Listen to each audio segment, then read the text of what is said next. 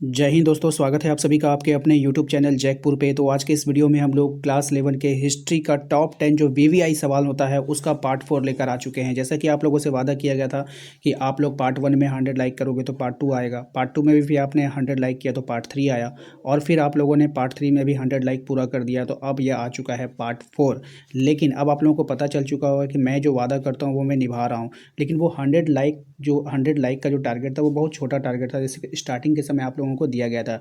लेकिन अब से लेकर के यानी आज से पार्ट 4 से लेकर के पूरे फाइनल एग्ज़ाम तक जो आप लोगों का टारगेट रहेगा वो ज़्यादा नहीं, 200 लाइक का टारगेट रहेगा, जो बहुत ही आसान है। लगभग एक बार में 500 बच्चे देख लेते हैं वीडियो, एक बार में 1 घंटे के अंदर 500 बच्चे वीडियो देखते हैं। अगर सब लोग लाइक करेंगे तो 200 लाइक का टारगेट जो है बहुत जल्द पूरा हो जाएगा, और यही 200 लाइक का टारगेट आपका सब दिन चलता रहेगा, बीच में इसको चेंज नहीं किया जाएगा। ठीक है, तो ये फाइनल टारगेट रहा आप लोगों का, और जैसे ही ये कंप्लीट होगा इसका फिर पार्ट 5 भी आएगा। ठीक है, तो चलिए शुरू करते हैं और देखते हैं आज का पहला सवाल। सबसे पहले सवाल हम देख लीजिए कि प्रारंभ में ऑगस्टस का नाम क्या था। ये काफ़ी अच्छा सवाल है और बोर्ड एग्ज़ाम में यह सवाल कई बार देखा गया है। तो प्रारंभ में ऑगस्टस का जो नाम था वो था आपका ऑक्टेवियन।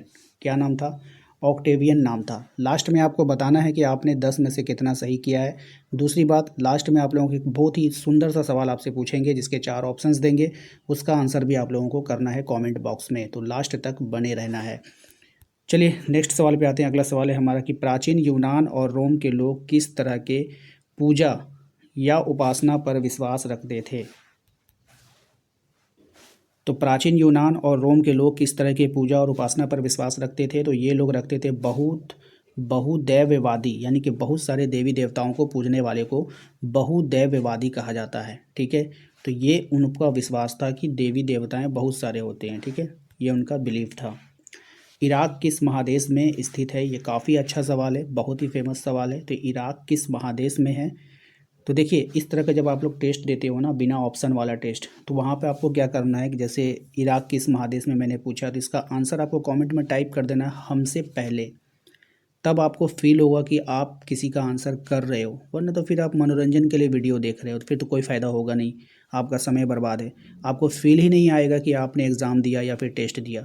जब आप 10 सवाल का टाइप कर दोगे 10 आंसर, तब आपको पता चलेगा कि हाँ मैंने कुछ किया है। 10 में 7 मेरा सही हुआ, 10 में 9 मेरा सही हुआ, 10 में 10 मेरा सही हुआ। मन में आंसर नहीं रखना है, उसको कमेंट बॉक्स में ज़रूर टाइप करना है। तो इराक किस महादेश में है? तो इराक आपका एशिया महादेश में है, याद रखिएगा। इराक किस महादेश में है? तो एशिया महादेश में। अगले सवाल पे आइए, रोम किस नदी के किनारे बसा हुआ है? बहुत ही अच्छा सवाल है। रोम किस नदी के किनारे बसा हुआ है? तो रोम जो बसा हुआ है वो टाइबर नदी के किनारे बसा हुआ है, याद रखिएगा। बहुत ही अच्छा सवाल है, ध्यान से आप लोगों को ध्यान में रखना है। ठीक है, आइए अगले सवाल पे आते हैं। अगला सवाल है हमारा, कुस्तुतनिया नगर की स्थापना किसने किया था? कुस्तुनतुनिया नगर की स्थापना किसने किया था? ठीक है, राइट आंसर हो जाएगा इसका कॉन्स्टेंटाइन ने। किसने किया था? कॉन्स्टेंटाइन ने किया था कुस्तुनिया नगर की स्थापना। नेक्स्ट और अगला सवाल है कि रोम साम्राज्य की मुख्य भाषा क्या थी? रोम साम्राज्य की मुख्य भाषा क्या थी? तो रोम साम्राज्य की मुख्य भाषा थी लैटिन भाषा। कौन सी भाषा थी? लैटिन भाषा थी। इस बात का आप लोगों को ख्याल रखना है कि रोमन साम्राज्य की जो मुख्य भाषा थी वो लैटिन थी। ठीक है, अगले सवाल पे आइए कि रोमन साम्राज्य में कोलोसियम क्या था? ये जो वर्ड आपका कोलोसियम यूज हो रहा है, ये रोमन साम्राज्य में क्या था? कोलोसियम। ठीक है, आइए इसके आंसर को देख लेते हैं। इसका राइट आंसर हो जाएगा एक अखाड़े का नाम था। क्या था? रोमन साम्राज्य में जो कोलोसियम था वो एक अखाड़े का नाम था। ठीक है, चलिए अगले सवाल पे आते हैं। पेपिरस कहाँ पाया जाता था? पेपिरस, याद रखिएगा नाम, पेपिरस कहाँ पाया जाता था? तो ये पाया जाता था नील नदी के किनारे। कहाँ पाया जाता था? नील नदी के किनारे पाया जाता था, इस बात का ध्यान रखना है। नेक्स्ट और अगला सवाल है हमारा क्वेश्चन नंबर 10 कि ये जो पेपिरस जो था, जो नील नदी के किनारे पाया जाता था, वह क्या था?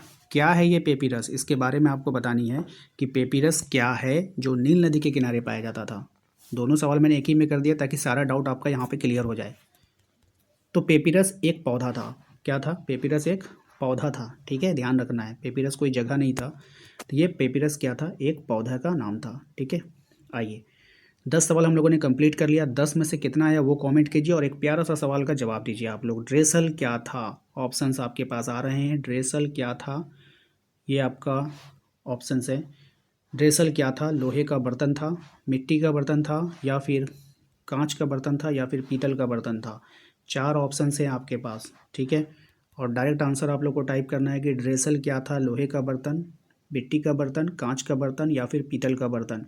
आशा करते हैं कि आप लोगों को आज का ये वीडियो पसंद आया होगा। 200 लाइक का टारगेट दिए हैं, जो अब हमेशा 200 ही रहेगा। सब लोग वीडियो को लाइक कर दीजिएगा। नेक्स्ट वीडियो आपको तुरंत मिल जाएगा जैसे ही टारगेट आप लोगों का पूरा होगा, और ये टारगेट हमेशा यही रहेगा। मिलते हैं नेक्स्ट अगले वीडियो में। Thank you very much. Channel पे पहली बार आए तो सब्सक्राइब कर लीजिएगा। यदि आप अपने व्हाट्सएप ग्रुप को ज्वाइन करना चाहते हैं तो लिंक हमने डिस्क्रिप्शन में डाल रखा है, वही लोग ज्वाइन करेंगे जो अभी तक ज्वाइन नहीं किए हैं। जो लोग पहले से ज्वाइन कर लिए हैं उनको ज्वाइन करने की कोई आवश्यकता नहीं है।